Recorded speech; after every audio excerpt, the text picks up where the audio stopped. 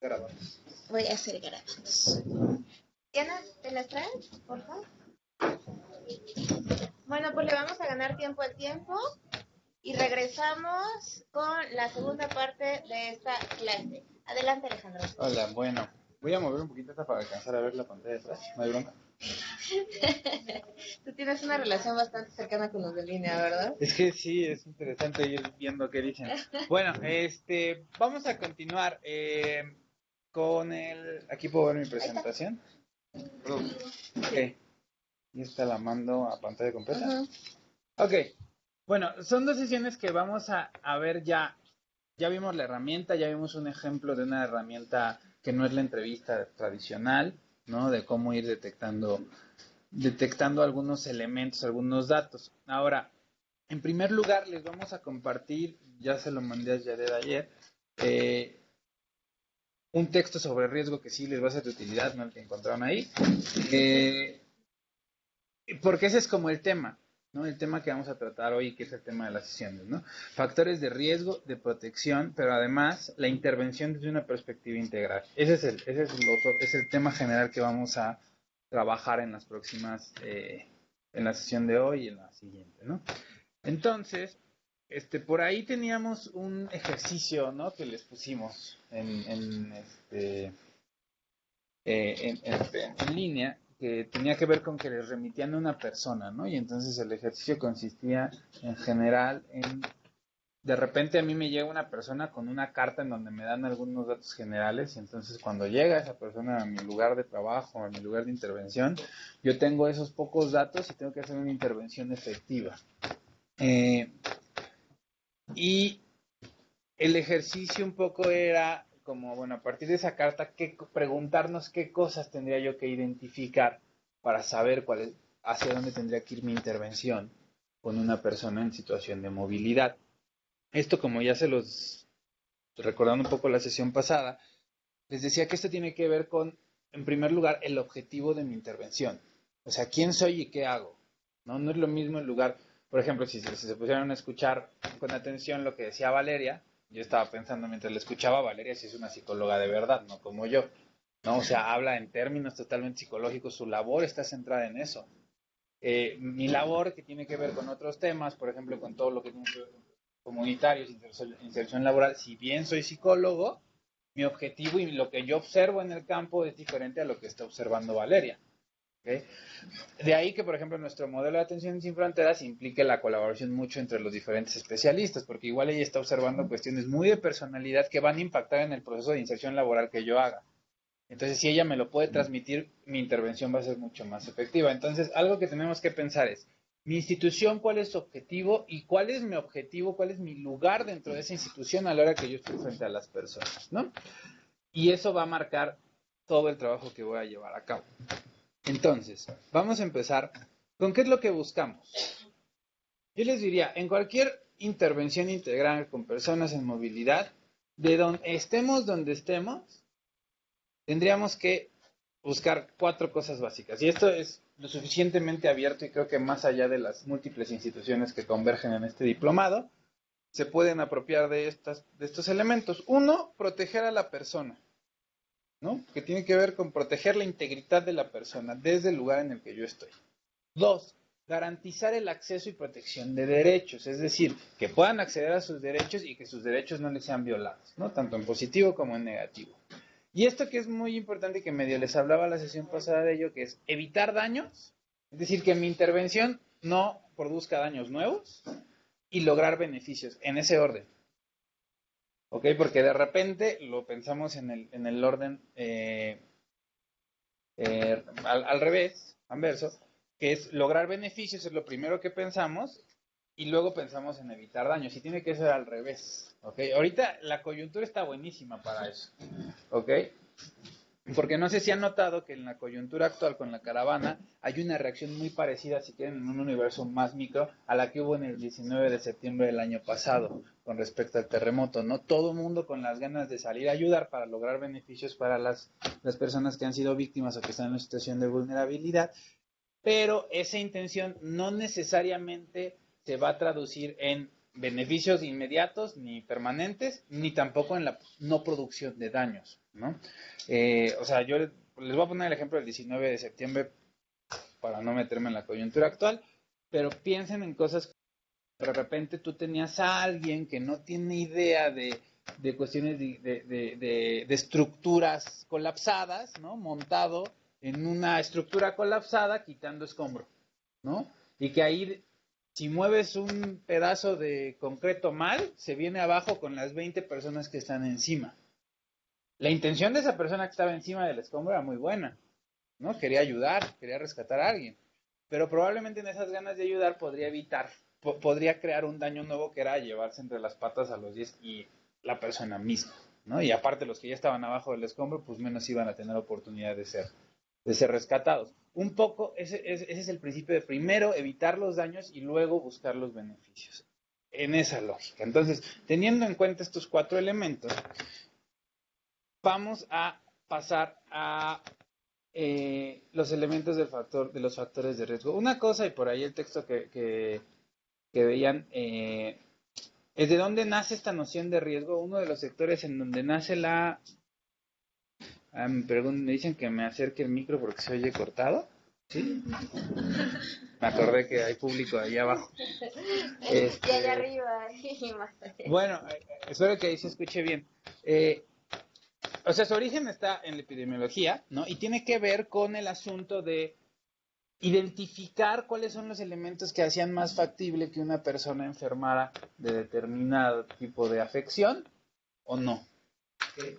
Y se utiliza en diversos ámbitos, como la medicina, la psicología, el manejo de personal. Y el texto que les vamos a pasar, que es de la ONU, es muy gráfico de cómo surge, o explica de manera muy precisa cómo surge esta noción de riesgo, que va de la mano de otra noción muy importante que utilizamos constantemente, que es la noción de vulnerabilidad o situación de vulnerabilidad. O sea, van de la mano una con otra. Y esas dos nociones surgen en el trabajo de intervención social, en el contexto de, particularmente para los que somos de izquierda, en el contexto de las grandes instituciones financieras, ¿no? Como el Fondo Monetario Internacional, el Banco Mundial, dentro de sus procesos de intervención en países en desarrollo, y contrarrestar situaciones de vulnerabilidad en esos países, ¿no? Ese es como el origen. Y que se ha retomado, se ha vuelto algo totalmente instituido y que, bueno, ya desde perspectivas contrarias a los intereses de esas instituciones podemos retomar y utilizar en favor de las poblaciones. Pero ese es el contexto en el que surge, ¿no? Que es interesante e importante considerarlo. Y yo, para empezar, les diría, hay dos nociones estructurales, ¿no? La idea de riesgo y la idea de daño. ¿Ok? Son nuestros dos elementos principales. Y agregamos aquí la idea de peligro, ¿no? Entonces, esto es una cosa que es muy interesante de pensar. ¿Qué es un peligro? Es la existencia de características o elementos que pueden producir un daño. Es decir, es la simple posibilidad de que a mí me pueda pasar algo. ¿Ok? Cualquiera de nosotros tiene el riesgo de morir en un tsunami. Perdón, el peligro de morir en un tsunami. Existe la posibilidad de. Eso podría pasar. ¿Ok? Por el simple hecho de estar en este mundo. ¿Ok? Ahora, eso no significa que se vuelva real estando en la Ciudad de México. Es decir, que yo muera en un tsunami en la Ciudad de México es algo que seguramente no va a suceder. No hay condiciones para que suceda. Pero si hablamos de un terremoto, hay mayor probabilidad. Entonces, el peligro es la existencia de alguna característica o elementos que podrían producir un daño. El impacto es el nivel cuantitativo o cualitativo de las consecuencias de una acción o situación. Y el daño específicamente, o sea, el impacto es una noción neutra. ¿Ok? Puede haber un impacto positivo, un impacto negativo. El daño son las consecuencias negativas que una circunstancia tiene sobre una persona, ser vivo o un objeto. Es decir, el peligro materializado es cuando esa posibilidad de que algo malo sucede, y el nivel cuantitativo y cualitativo para que eso suceda. ¿Okay? ¿Sí se entiende la explicación? Ok. ¿Allá sí lo entendieron? Ok. Bueno, acá está. Les pongo un ejemplo. Todos, cuando estamos en el mercado laboral, por el simple hecho de estar en el mercado laboral, tenemos la posibilidad de perder nuestra fuente de ingresos, ¿no? Eso siempre existe, esa posibilidad siempre existe, y es más, es la que a todos los asalariados nos angustia todo el tiempo, ¿no? Justo le veníamos dando contención a Valeria hace rato por un tema todos son honorarios, ¿no? Todos los honorarios. Los que tenían salario, cuando era una prestación para los de base. Era una, bueno, es que ustedes son millennials, no saben, en ese entonces era un contrato permanente. Claro. Sí, no, claro, y en el contexto actual, el simple hecho de trabajar, ¿no?, bajo la figura que sea, existe la posibilidad de perder la fuente de trabajo, aunque te digan que estás por nómina, ¿no? Porque ya el contrato permanente y la plaza de por vida ya es un impensable para nuestra generación millennial, ¿no? Entonces, siempre existe esa posibilidad de perder el ingreso, ¿no? Es un peligro. Ahora, cuando nosotros tenemos una persona, por ejemplo, en acompañamiento para el empleo, hay como dos situaciones. Pierde la fuente de ingresos, ¿no? No es lo mismo si no encuentra trabajo que si le pagan poco, por ejemplo. Si puede perder la fuente de ingresos y le pagan poquito, o que pueda perder la fuente de ingresos y que el perderla lo lleve a no tener trabajo y no encontrar trabajo. La primera tiene consecuencias, o sea, el daño es más grave. ¿Por qué? Porque no hay ingresos para las necesidades básicas. Y el segundo es menos grave que el primero. No quiere decir que no sea grave, que no esté mal, sino que es menos grave que el primero. ¿Por qué? Porque hay ingresos muy bajos para cubrir las necesidades básicas. No es lo mismo, o sea, no está en el mismo riesgo ni en la misma situación de daño cuando yo tengo a dos migrantes y uno tiene un trabajo mal pagado y otro no tiene trabajo. O sea, son dos situaciones totalmente diferentes. Y cuando nosotros nos enfrentamos a ese tipo de temas, tenemos que considerarlo en estos tres ejes principales, ¿ok? Y aquí hay otro par de ideas importantes. La posibilidad es el hecho de que algo puede existir o suceder, es decir, de que un peligro siempre puede suceder. Es decir, que caiga un meteorito. Es posible que caiga un meteorito, existe la posibilidad, ¿no? Ahora, ¿cuál es la probabilidad de que caiga un meteorito? ¿No? Es muchísimo menor a que caiga, no sé, un vidrio de un edificio, ¿no? Por decir algo. O, por ejemplo, si lo quieren poner en términos temporales, hay mayor probabilidad de que por ahí de febrero, marzo, se caiga un vidrio de un edificio, porque es el tiempo en la Ciudad de México donde hay vientos muy fuertes y es muy frecuente en esas fechas de repente estos edificios nuevos que arriba les ponen vidrios como para que luzcan, ¿no? Pero que van sueltos, que desde un piso 15 se caigan hasta la calle, ¿no? Ese es un riesgo, existe la posibilidad, pero la probabilidad de que eso suceda es mayor en febrero que en agosto. ¿Ok? Entonces, el riesgo es la probabilidad de que una circunstancia o acción de efectos negativos de cierto nivel impacte a una persona, ser vivo u objeto. Es decir, cuando yo estoy detectando riesgos, lo que estoy buscando es, a ver, ¿qué le puede suceder de malo a la persona con la que estoy trabajando y cuál es la probabilidad de que eso le suceda? Vamos a poner un ejemplo que puede ser hasta cierto punto claro. Por sexo. Si yo tengo un hombre y una mujer, el riesgo de que la mujer sea víctima de violencia sexual es mayor que la de un hombre, por el simple hecho de ser hombre o ser mujer. ¿Okay? Por ejemplo, a mis alumnos, en lo UNAM lo que siempre les pongo es como este ejercicio de, a ver, levanten la mano los hombres del salón, ¿cuántos piensan que si los asaltan pueden sufrir algún ataque sexual? ¿No? Y les hago la misma pregunta a las mujeres, ¿no? Y con las mujeres prácticamente todas levantan la mano y con los hombres nadie la levanta. ¿Ok? Entonces ahí hay una exposición diferenciada a los riesgos, ¿no? Hacia la probabilidad de que suceda. ¿Cómo? O de la apreciación del riesgo. Claro, Puede estar sesgada por esta cultura heteronormativa donde pareciera ser que los hombres no son vulnerables a un ataque sexual, ¿no? Claro. Sí, pero ahí tenemos elementos, ahí sí nuestra entrevista y nuestro encuentro con la persona requiere que si yo le pregunte a la persona Pero también yo tengo elementos que superan la opinión y la apreciación de la persona que me permiten poder saber si sucede. Ahí están las estadísticas de violencia contra las mujeres, ¿no? O sea, sí hay una mayor cantidad de ataques sexuales hacia las mujeres en el contexto de la Ciudad de México que hacia los hombres, ¿no? Y eso, más allá de si la persona se siente o no se siente en riesgo, yo sé que ese riesgo es mayor, ¿no? Entonces tenemos elementos que son de la percepción de la persona, pero también elementos que vamos allá, no me gusta utilizar el término, pero elementos objetivos que me permiten valorar el riesgo, ¿no? Y eso siempre tiene que ir de la mano de una reflexión y de una escucha y de una valoración de la situación de las personas, ¿no? Entonces, ¿qué sería entonces un factor de riesgo? Son los rasgos, características o situaciones individuales o sociales que hacen más o menos probable que una situación de efectos negativos suceda. ¿Okay? Este que les dije de ser mujer es una característica, ¿ok? Una característica de la persona. O ser de la comunidad LGBTIQ, ¿no? Es otra característica que también los pondría en un mayor riesgo que un hombre heterosexual. ¿Ok? Situaciones. Un hombre heterosexual está en mayor riesgo de ser víctima o presenciar violencia sexual si se encuentra en la bestia que si se encuentra en la Ciudad de México asentado. ¿Ok? Esa es una situación que hace más probable que eso suceda.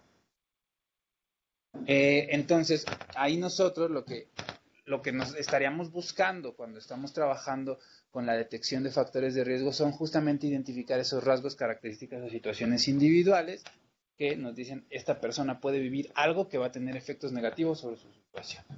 ¿Okay? Así como en términos muy concretos se los estoy diciendo, ¿no? Esto sí es un término genérico que es aplicable en diversos campos. Eso es importante, porque nosotros lo estamos aplicando en el contexto de intervención y yo se los estoy exponiendo en términos del contexto de intervención psicosocial con población migrante. Este elemento, por ejemplo, lo utilizan las aseguradoras, ¿no? Para valorar cuánto cuestan las manos de Michael Jordan o cosas por el estilo, ¿no? Las pompas de Jennifer López. O las pompas de Jennifer López, ¿no? Es decir, es un elemento que, o sea, una noción que puede ser utilizada en diferentes campos para diferentes finalidades y así es como nosotros lo tenemos que tomar. Entonces, por ejemplo, factor de riesgo. El riesgo es quedar sin empleo. ¿Dónde están los factores de riesgo? No es lo mismo ser una persona de edad madura, es decir, alguien que se queda sin empleo a los 57 años, que una persona de 23 años que se queda sin empleo. ¿Ok? ¿Por qué? Porque puede haber dificultades para conservar el empleo cuando estás en edad madura ante ese riesgo, simplemente por el hecho de que de repente hay empresas que dicen, no, yo tengo que renovar mi plantilla. Yo conozco el caso de una empresa ahorita que a todos los que pasaban de 53 años los empezó a jubilar, ¿no? Como política, ¿no? Una política de reestructura, etcétera. Y sabemos que en el contexto actual es más fácil que una persona de edad madura sea despedida o mantenga su empleo. Hay como un ataque sistemático a ese sector generacional por una cuestión de políticas de estructuras industriales. Pero no es lo mismo en un contexto en donde no hay crisis económica, en donde sí hay crisis económica. Porque la posibilidad de perder el empleo, o sea, una cosa que sería dificultad en el primer contexto, en el contexto de arriba, en el contexto de abajo se convierte en una gran posibilidad, ¿no? O sea, es algo que es mucho más inminente, ¿no? Entonces, por ejemplo, ahí es el mismo elemento que es la edad, pero en contextos, en este caso económicos diferentes, adquiere situaciones, adquiere posibilidades de suceder mayores o menores, ¿no? Entonces yo tengo que identificar, a ver, tengo un usuario, un inmigrante que llega, y no sé, vamos a pensar acceso a la identidad, ¿no? Si tengo a alguien que tiene una regular estancia en México, en la Ciudad de México, va a ser menos factible que sea extorsionado por un policía con alguien que no tiene un documento, ¿no? Porque el simple hecho de poseer o no poseer el documento hace que haya mayor probabilidad de que el policía le diga, uy, no tienes documento, entonces le voy a hablar a migración si no me das una lana, etcétera, etcétera. O, por ejemplo, en el mercado laboral es súper frecuente que los que no tienen documentos no les respeten los acuerdos laborales, ¿no? Y entonces los hagan trabajar una semana y al final no les pagan, ¿no? Que no es lo mismo que si tienen un documento porque tienen mayores elementos e incluso mayor seguridad personal para decir, no me pagaste, voy y te denuncio. Porque cuando no tengo documento me da miedo ir a denunciar porque no vaya a ser que la autoridad con la que denuncio le vaya a hablar a migración y me vayan a llevar, ¿no? Entonces son como esos elementos que de acuerdo al contexto nosotros podemos detectar que pueden producir o no un daño. ¿Okay? ¿Qué es un factor de protección? Lo contrario. ¿Ok? Son los daños, características o situaciones individuales o sociales que evitan o atenúan los daños vinculados a un riesgo. ¿Ok? Es decir, son aquellas características que a mí me podrían decir que esa persona, los efectos negativos de que se enfrente a una situación pueden atenuarse o se pueden evitar por una característica, una situación que si yo detecto en tiempo o que yo impulso, pueden echar atrás el efecto negativo del riesgo. Entonces, bueno, antes de que yo siga avanzando, no sé si haya preguntas en este punto, o aquí Se quedó una pregunta de la sede de Tijuana, pero fue del tema anterior. Bueno, ahorita que acabemos la respondemos, ¿no? Toda una rockstar con el arte. Tú. A ver, ahí está más complejo, ¿no? La posibilidad de quedar sin empleo. La misma persona, edad madura o edad madura en crisis económica, ¿ok? Tenemos lo mismo. Cuando tienen por ejemplo, en un contexto de no crisis, si tengo una persona que tiene una fuerte red de contactos, de vínculos, hay mayores posibilidades de que consiga un empleo que cuando yo tengo una persona que no posee esa red. ¿Por qué? Porque lo que se ha comprobado, y ahí no tiene que ver con lo que me cuente la persona, ahí tiene que ver con los estudios, por ejemplo, sobre mercados de trabajo. Lo que se ha comprobado es que el capital social, es decir, la red de vínculos de, yo tengo un amigo que tiene una empresa y que te puede contratar, lo que produce es que haya mayores posibilidades de inserción laboral que quien no posee esos contactos. ¿Ok? Y por ejemplo, vamos a pensar que en un contexto de crisis tengo a la misma persona con una fuerte red de contactos y que tiene primaria terminada, ¿no? No es lo mismo que si tengo una persona, edad madura, en crisis económica, fuerte red de contactos, con un doctorado. O sea, el que tiene doctorado tiene mayores probabilidades de insertarse laboralmente, aunque sea de manera precaria para sus calificaciones, pero hay mayor posibilidad de que se inserte a una persona que solamente tiene primaria. ¿Ok? Entonces, por ejemplo, ahí es donde yo, ya pensando en términos de intervención, Sin Fronteras desarrolla programas que lo que buscan es, bueno, yo veo que muchas de las personas que llegan con nosotros tienen factores de riesgo para no tener trabajo, para ser víctimas de vejaciones, y un factor que ha impactado es la ausencia de una red social de apoyo. Entonces yo creo programas para ayudarles a construir esa red social de apoyo. Es decir, ellos y ellas no tienen el factor de protección cuando llegan. Yo lo que hago con mi intervención es ayudar o a potenciar lo que haya o que creen ese factor de protección. ¿Ok? Y entonces voy balanceando porque lo que está fuera de mis manos es el contexto, ¿no? O sea, un contexto en el que no contratan a los extranjeros, que es muy difícil obtener un documento de trabajo, etcétera, etcétera, etcétera, ¿no? Entonces, ¿dónde se presentan los factores de riesgo y protección? ¿Ok? En todos los ámbitos de interacción y existencia de las personas. ¿Ok? Son factores que pueden estar en el nivel individual, en el nivel familiar, en el nivel comunitario y en el nivel societal. Más adelante les voy a dar algunos ejemplos. Pero, por ejemplo, la edad es algo que corresponde plenamente al nivel individual, ¿no? O sea, eso es de la persona, ¿no? Las calificaciones académicas también es de la persona. Pero, por ejemplo, yo puedo tener una persona, un hombre que solamente estudió la primaria, pero que su familia está compuesta sí por sus hijos, pero su esposa es una mujer que tiene doctorado y es dueña de una empresa. Es decir, es una característica que no es de la persona, es de su contexto familiar, pero que sirve para proteger de ciertas situaciones que hay en el contexto, ¿no?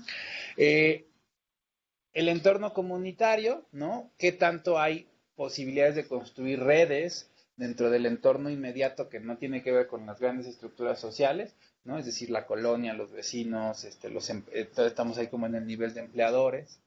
Y el nivel societal que tiene que ver más con las estructuras, ¿no? O sea, si yo tengo un contexto en donde, por ejemplo, No es lo mismo el inmigrante en Estados Unidos en tiempos de Obama que en tiempos de Trump, ¿no? O sea, hay contextos diferentes, por lo menos en términos de la presencia explícita de un montón de personas xenófobas y que atacan a esas poblaciones.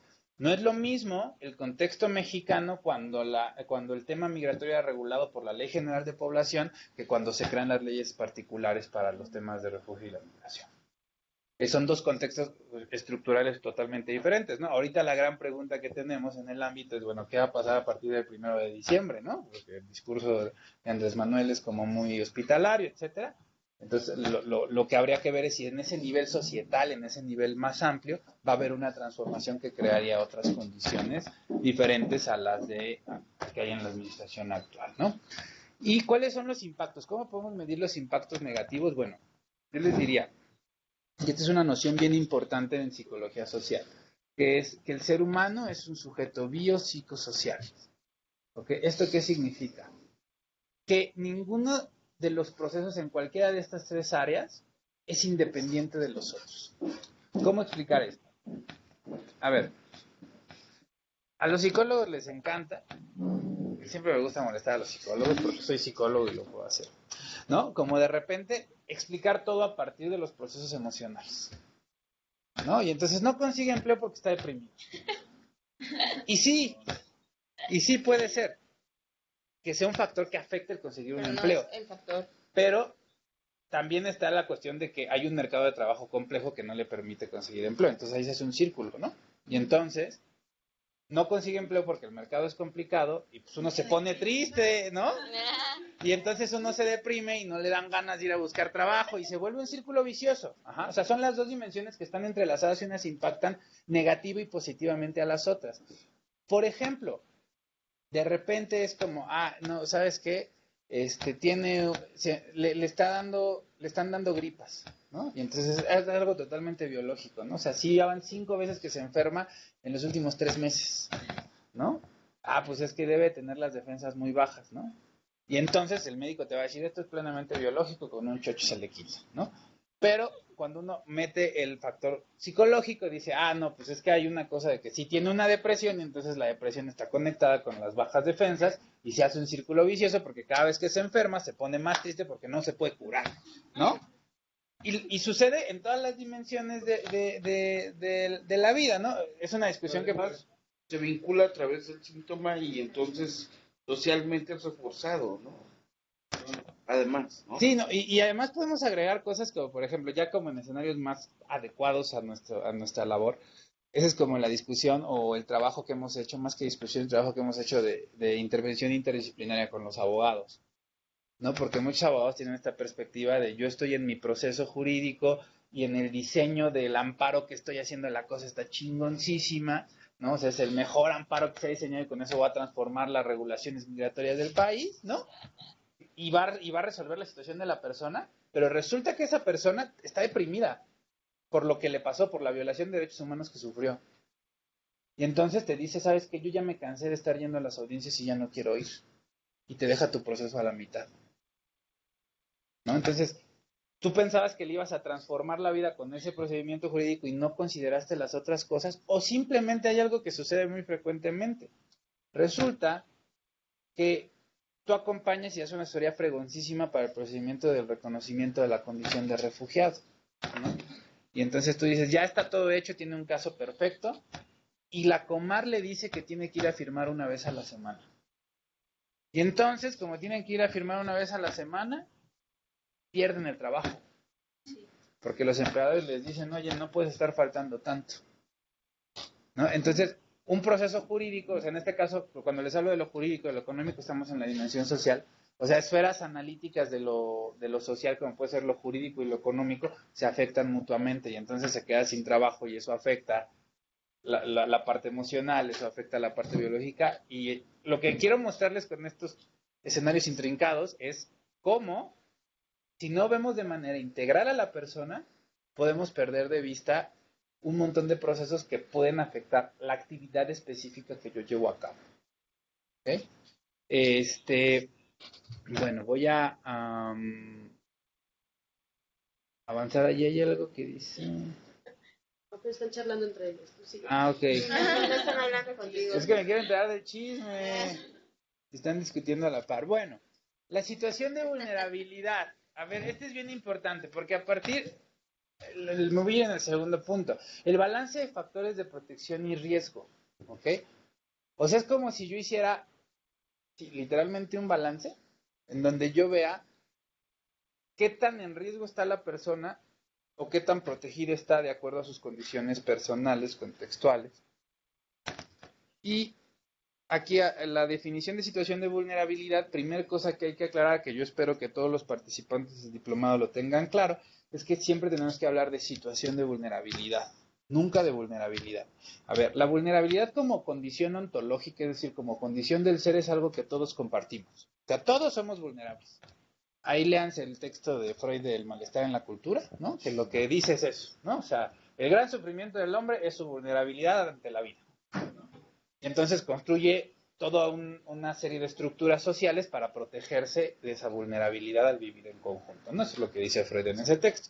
Entonces, si todos somos vulnerables en alguna medida, ¿okay? Vulnerables a la naturaleza, vulnerables al ciclo mismo de la vida, ¿no? A la parte biológica, y vulnerables a los otros, ¿no? El otro me puede hacer daño. El simple hecho de vivir con un otro, en cualquier contexto, existe la posibilidad de que el otro actúe de una manera que me vulnere, ¿ok? Entonces, como condición ontológica, eso es algo que todos compartimos. Pero en el contexto que estamos discutiendo, nosotros cuando hablamos de situación de vulnerabilidad, queremos reflejar las condiciones de vida que aumentan la probabilidad de que un individuo, hogar o comunidad sufran un daño ante situaciones externas o internas. ¿Ok? ¿Eso qué significa? Que hay gente que, o sea, todos estamos expuestos a los mismos riesgos, pero hay personas que por ciertas condiciones es más factible que sufran daños o se materialicen los riesgos, pero esa factibilidad no está en su ser, no es ontológica, es socialmente producida y eso políticamente es importantísimo. ¿Ok?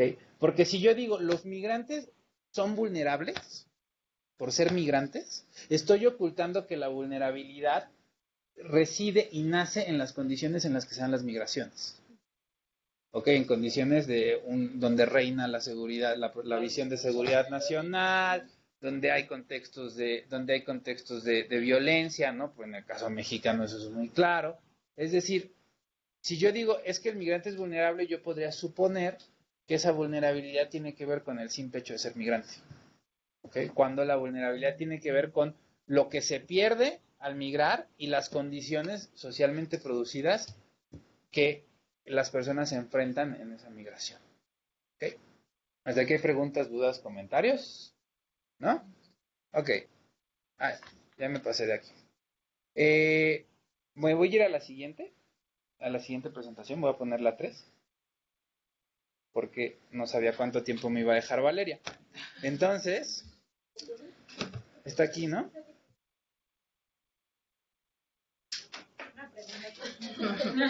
Sí.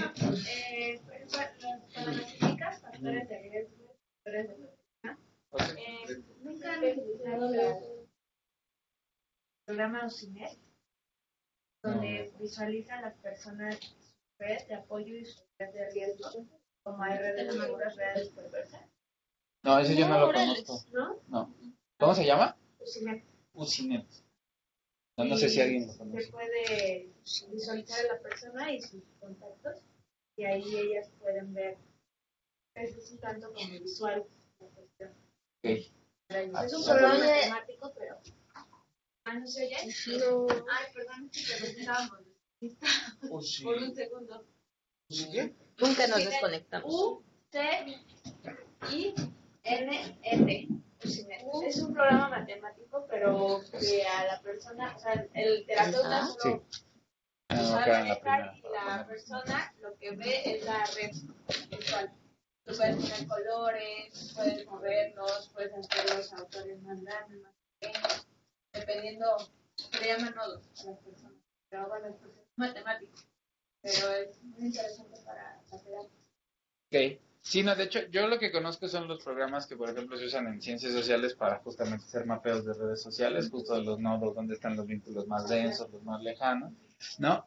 Pero en la aplicación específica que estás mencionando no los conocía. Y a veces, bueno, nosotros por lo menos desde nuestro trabajo, de acuerdo a las necesidades y herramientas de que disponemos, y lo hacemos de manera muchísimo más artesanal. Digo, porque es que ese es el término, ¿no? O sea, sí, sí es artesanal totalmente.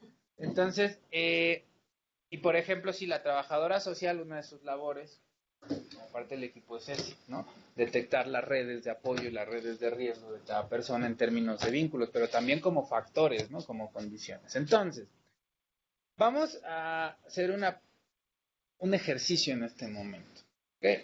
Entonces, ya. No les voy a pasar la otra, si no van a hacer trampas. A ver, quiero que hagan en una hoja, lo pueden hacer en pareja si es que trabajan en el mismo espacio, etcétera. ¿Quiénes están solitos? Quienes están solitos se puede hacer solo, de hecho, ¿no?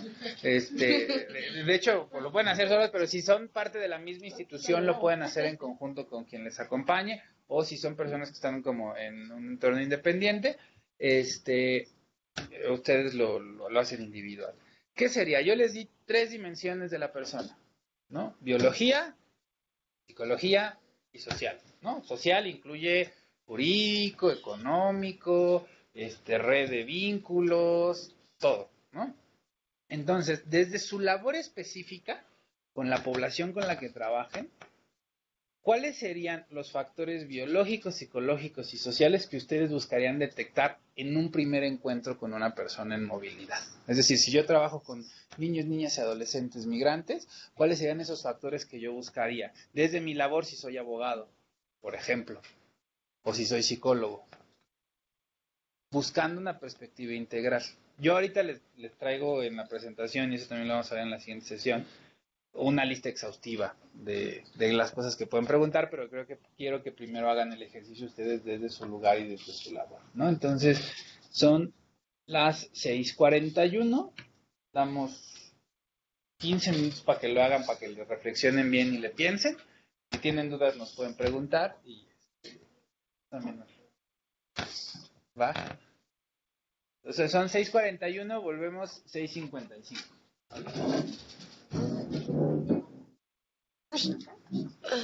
Por favor.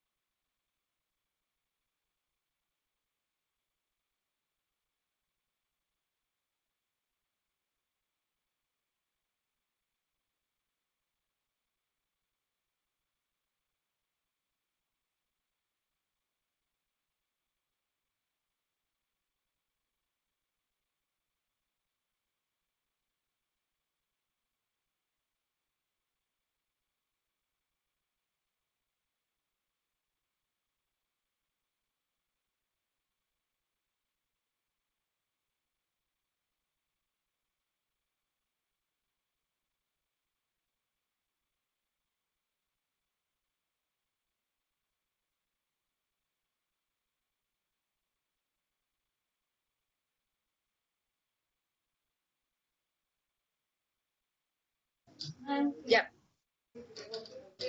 Adelante. Nada más para los que se perdieron y no quedó claro en qué consiste el ejercicio. Ya sabemos cuál es la situación de vulnerabilidad, ya sabemos que es un balance entre factores de riesgo y protección. Esos factores de riesgo y protección y la situación giran en torno a como áreas temáticas que yo se las clasifiqué en tres grandes categorías: lo biológico, lo psicológico y lo social, ¿no? Entonces yo lo que les estoy pidiendo es que desde su labor específica con la población en movilidad puedan definir cuáles serían los factores de riesgo, protección o las temáticas en donde ustedes estarían buscando factores de riesgo y protección, ¿no? O sea, por ejemplo, en el trabajo de Sin Fronteras, por nuestro modelo de atención, una de las cosas que buscamos es acceso a la identidad, es decir, ¿tienen un documento migratorio o no? Si lo tienen es un factor de protección, si no lo tienen es un factor de riesgo. Entonces, ustedes desde su lugar y desde su labor, ¿cuáles serían los elementos que estarían rastreando? ¿Sí quedó ya más claro? Es que Están preguntando que si no trabajan con población migrante, entonces estoy diciendo que desde su escenario o con la población con la que trabajen, ¿Y si no trabajan con población? que se imaginen una. No, pues es que el diplomado en sí mismo está enfocado a población. A ver, entonces, ¿cuál es la instrucción? Que hagan, o sea, que hagan como un esquema de qué cosas preguntarían o qué temas explorarían para detectar factores de riesgo y protección. Ah, ok. Y si no trabajan con población, simulado. de la población que hayan elegido para su trabajo final, inspírense. Sirve que eligen. Bueno, adiós.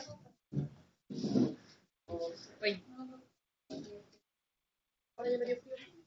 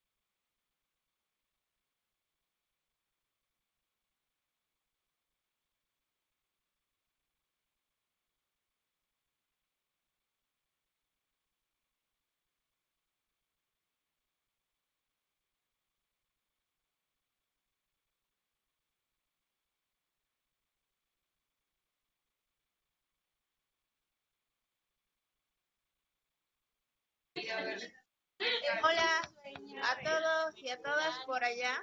Les avisamos que vamos a dar 10 minutos más para que aterricen sus ejercicios. Adiós.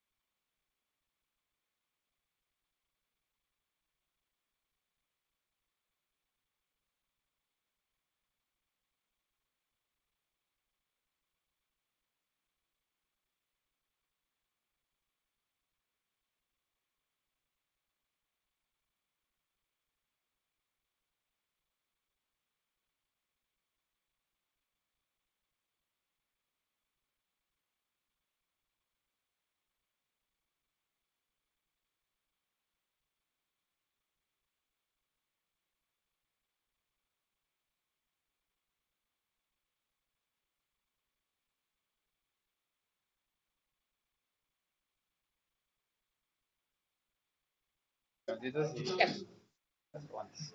No estoy segura de que haya preguntas. Pregunto. Bueno, vamos a continuar todas. Yo sé que hubo diferentes niveles de dificultad. Hubo una ala de aquí de la sala presencial que acabó muy rápido, otra que sufrió mucho al hacer el ejercicio. Entonces, a ver, no sé si alguien de los que están aquí en la presencial nos quiera compartir el ejercicio que realizó. O más bien alguien de la sala presencial nos comparte el ejercicio que realizó. ¿Yo lo elijo? ¿O yo lo elijo? A ver, el número del 1 al 15. 10. 10. 1, 2, 3, 4, 5, 6, 7, 8, 9, 10. Si te puedes acercar al micrófono por acá para que te escuchen. Porfa. Estoy bien emocionada. Yo decía que me tenía que ir para allá. Fue azar, no fue mala onda, fue azar. Sí, no es cierto. No, la verdad no te conté. A ver. De mi corazón. Todavía. Bueno, nosotros trabajamos sobre niños migrantes de la Casa de Hambre. Hombre. Pero por lo que veo ahí es de integración. Que me ayude Didi, porque... Sí, si lo hicieron en equipo, ayúdenle. En equipo. Paloma también. Sí, y Paloma también, que me ayuden. ¿Qué equipo de veras? Solidaridad, por favor. Que se trata de integrar. A ver, un poquito, compártanos cuál es su área de especialidad. Ustedes, ¿desde qué especialidad estarían trabajando? Si bien estudiamos comunicación, lo que hacemos con los niños es dar talleres para detectar ciertos factores que tienen o ciertos problemas que tengan los niños y niñas con los que trabajamos, ¿no? Sí lo relacionamos un poco con lo que vimos del arte. Entonces, a través de actividades artísticas nos damos cuenta de lo que ellos están pasando o de lo que pasaron durante su recorrido, ¿no? Entonces, de ahí vemos que tienen ciertos problemas y ya dependiendo si los podemos resolver nosotros, hacemos como actividades de integración o si no los canalizamos al área de psicología. ¿Cuáles son los problemas que tú quieres detectar cuando haces tus talleres? Principalmente la violencia. O sea, situaciones de violencia. Entonces, el foco de tu intervención, o sea, la búsqueda, vamos a decir, el taller es una herramienta que puede sustituir a la entrevista. ¿Se acuerdan que en la sesión pasada hablamos de la entrevista como la herramienta para identificar? Aquí es el taller.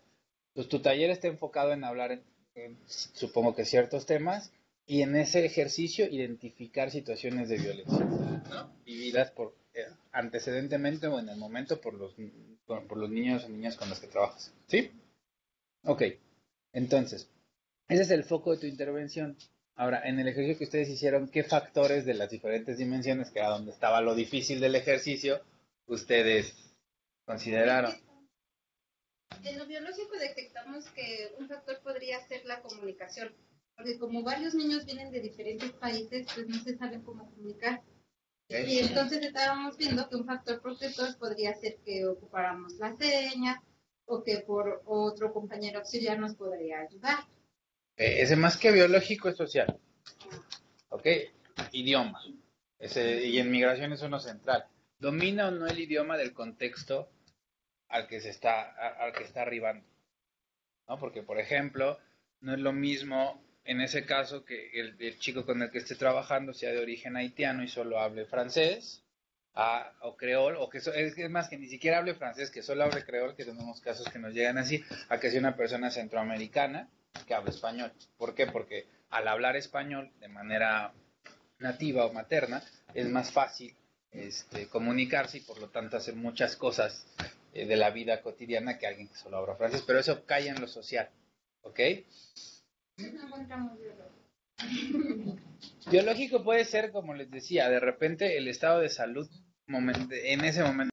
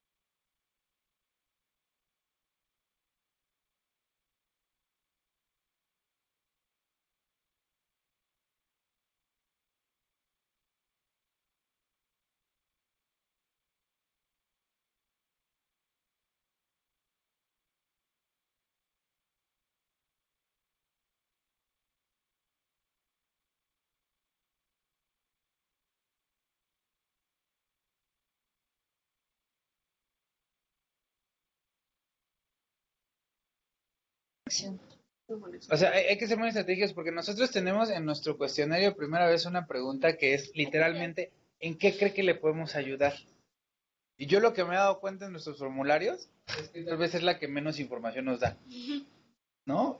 Porque a veces te ponen con todo, ¿no? Entonces, o no sé, ¿no? Guadalajara, ¿podrían abrir su micrófono también, por favor? O no sé si en esta parte de factores biológicos, ¿no? O sea, hablando con niños, niñas y adolescentes, en una parte más verbal, sino justo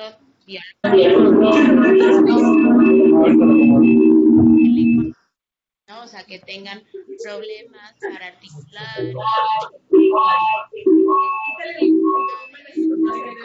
Quítale al de allá. Ya tenemos Guadalajara. Y podrían cerrar sus micrófonos el resto de las sedes, por favor. Adelante, Guadalajara. Micrófonos. Ahí está. Dijo que ya. Ya. Perdón, acércate más.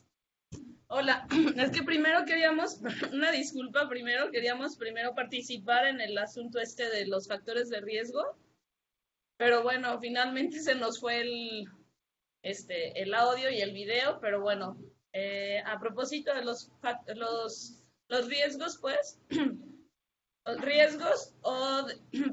factores de riesgo y de protección, están los biológicos, los psicológicos, los sociales.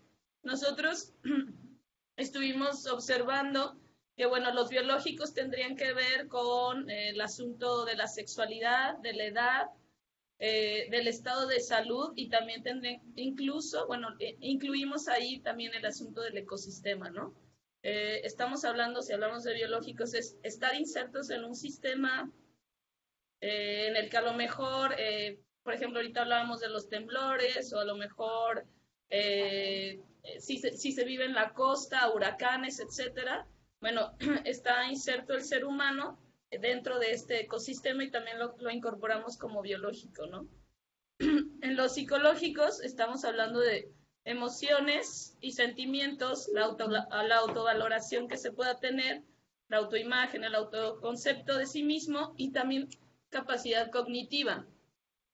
Por otro lado, bueno, los factores sociales, entendemos el lado jurídico, el gubernamental, el político, también el nivel de educación también podría ser otro factor, o sea, tanto como de riesgo como de protección, el contexto familiar, el laboral y socioeconómico. Y bueno, pues ya es todo de parte de este lado del país.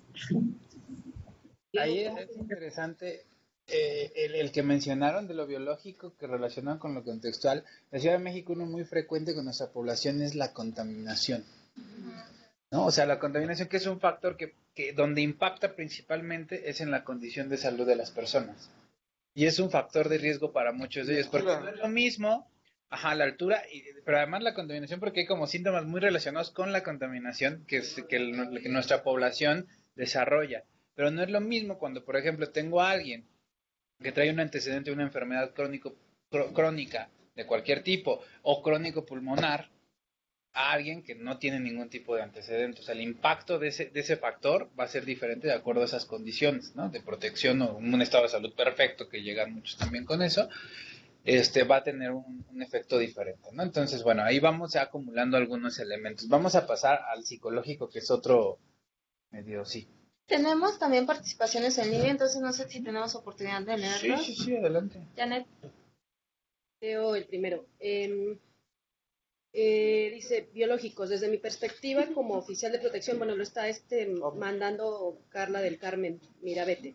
Desde mi perspectiva como oficial de protección a la infancia, veo que mucho tiene que ver las condiciones de salud en su país de origen, en la búsqueda de mejorarlas.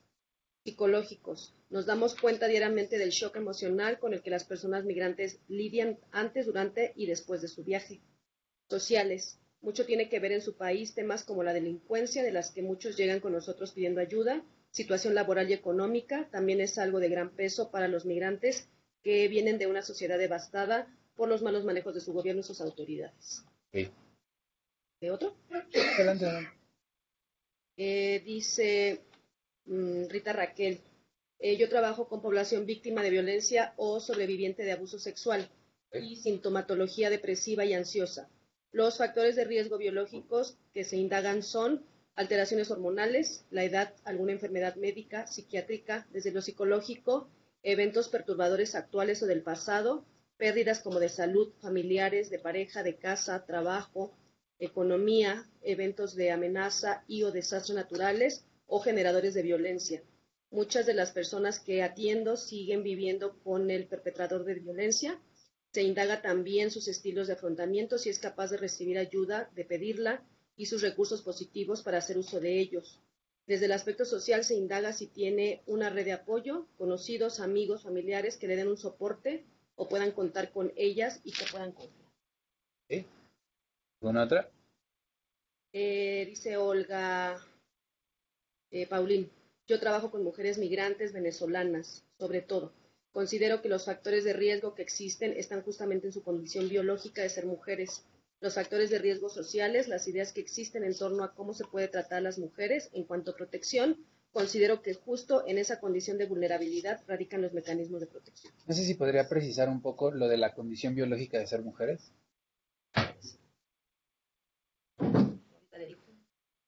Sí, por favor. Bueno, aquí dos reflexiones. Antes de que ya les dé como la última explicación del día de hoy, mañana vamos a trabajar más a fondo con todo esto. La primera es, a ver, hay una gama de temas o de factores, o sea, factores de protección o factores de riesgo pueden ser múltiples, dependiendo de la labor que yo realice. Porque si yo fuera abogado, además no cualquier abogado, no es lo mismo ser un abogado especializado, eso lo vemos en Sin Fronteras mucho. No es lo mismo ser un abogado especializado en asilo que un abogado especializado en regularización migratoria. O sea, ven mundos totalmente diferentes. ¿Okay? Entonces, cada uno tendrá sus factores de riesgo o protección o elementos de riesgo y protección privilegiados de acuerdo a su labor. ¿Okay? Entonces, si yo soy psicólogo, hay algunos de los que me voy a fijar en términos emocionales, ¿no? Bueno, Valeria nos puede hacer un listado ahorita, ella que si es psicóloga de veras, no como yo, puede hacernos un listado muy claro de cuáles serían esos factores, ¿no? Por ejemplo, si yo me dedico a trabajar los procesos de inserción laboral, mi lista de factores es muy diferente de la que tiene Valeria como psicóloga, por su labor y la mía. Aunque los dos seamos psicólogos y trabajemos en la misma institución y con la misma población. Lo mismo que sucede con los abogados. Entonces, primero hay que pensar que cada quien va a tener su gama particular de elementos a buscar. Y eso es algo que tienen que definir antes de cualquier intervención. Si ustedes llegan a una institución como Sin Fronteras o como muchas de las instituciones que operan en el contexto de nuestro país, bueno, ya muchas de ellas tienen cuestionarios y tienen modelos de atención preestablecidos, ¿no? Que en algún momento se dieron a la tarea de crear, hacer su sistematización.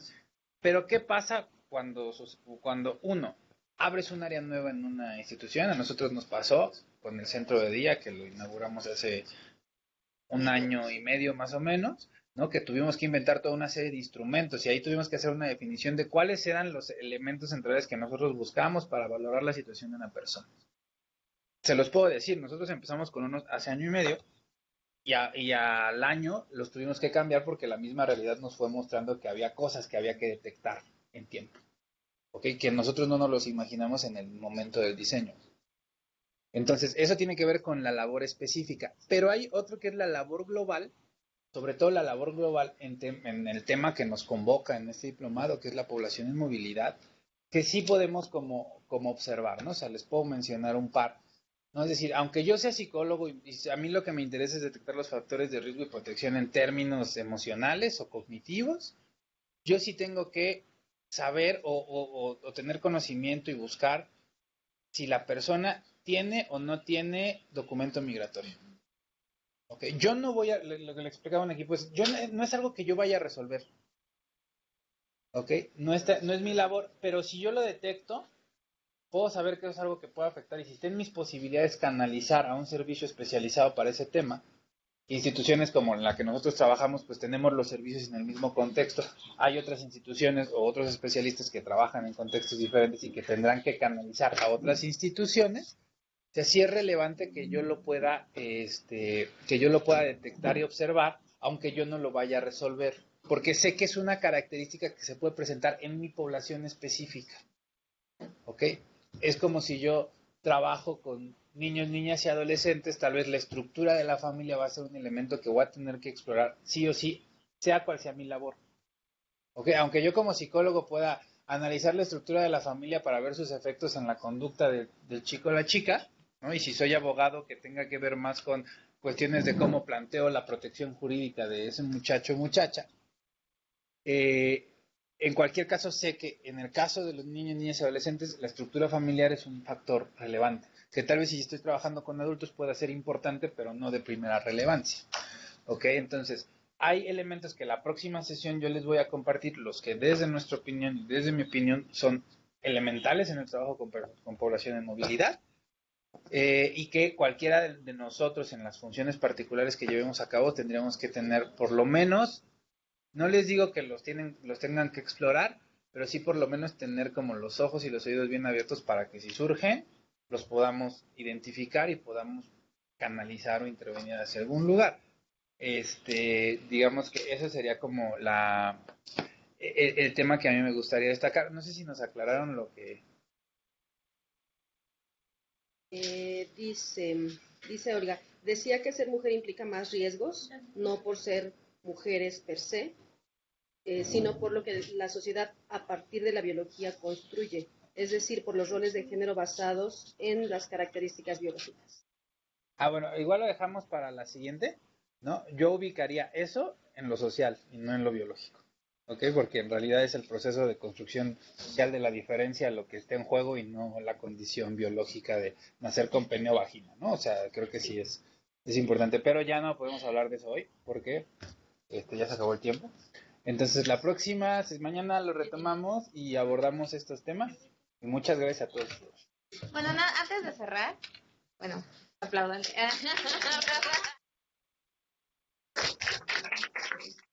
Muchas gracias por la sesión. Antes de cerrar, quisiera darles un anuncio. Como ustedes saben, gran parte del éxodo que viene de Centroamérica está en la Ciudad de México y ha habido diferentes apoyos y muchas manos.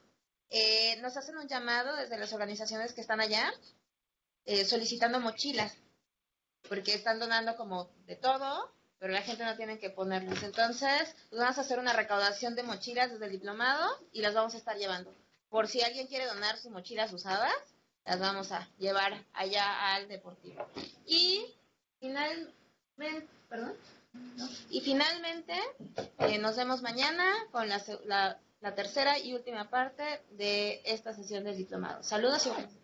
La sede en Las Vegas, Asia, me hacen llegar la información para apoyar con mochilas, ver la manera de hacerlas llegar lo más pronto. Claro que sí, nos comunicamos. Adiós. Virtual, va a ser virtual.